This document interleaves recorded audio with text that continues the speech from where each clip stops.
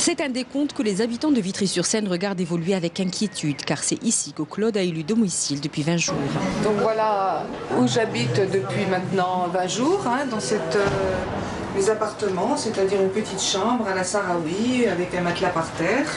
Voilà, tous les matins et tous les soirs, je prends ma douche dans la douche du personnel de la mairie. Le sourire affiché pour dire sa détermination à mener son combat, celui d'exercer son droit de visite à son mari dans les geôles marocaines, malgré les signes d'une détérioration de sa santé. Voilà la balance sur laquelle je me suis pesée plusieurs fois. Donc j'ai aujourd'hui perdu 10% de mon poids, qui commence un peu à être embêtant. Plus qu'embêtant, tous les signes fondamentaux de son corps sont en nette baisse d'après son médecin qui la suit quotidiennement. Claude est en effet rentré dans la deuxième phase de ce qui caractérise les grévistes de la faim. Et les 3 phases, c'est donc la première phase qu'elle a déjà passée où on mange tout son sucre intérieur, si j'ose dire. Ensuite, il y a la deuxième phase où toutes les graisses, tous nos lipides sont transformés en sucre parce que sinon le corps ne peut pas survivre. Et puis ensuite, après, on mange ses muscles. Et donc, comme je le disais tout à l'heure, on mange tous ses muscles. Et donc, il peut y avoir des choses qui peuvent être complètement irréversibles si on entre trop dans cette phase, dans cette troisième phase-là.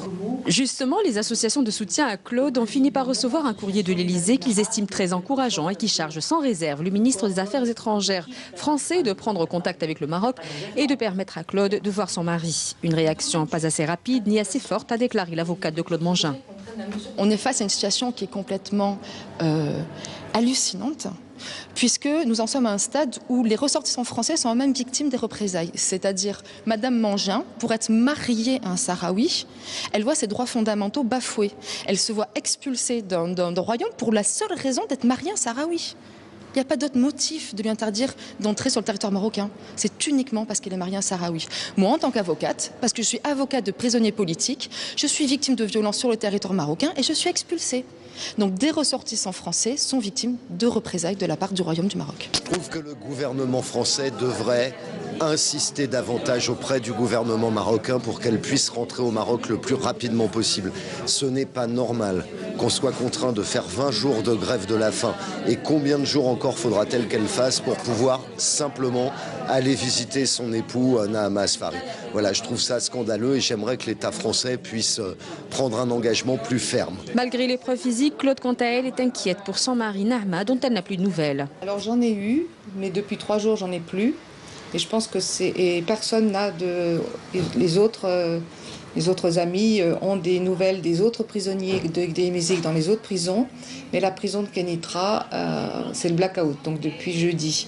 Et je pense que c'est tout à fait lié à mon action. Claude, qui a bénéficié du soutien de plusieurs personnalités européennes et françaises, appelle tout le monde à la soutenir en signant l'appel lancé par une 50aine de personnalités telles que Kerry Kennedy, Javier Bardem ou encore Pierre Richard au président Macron. Un appel lancé il y a 3 jours et qui a rassemblé déjà 2100 signatures. Ça, c'est celui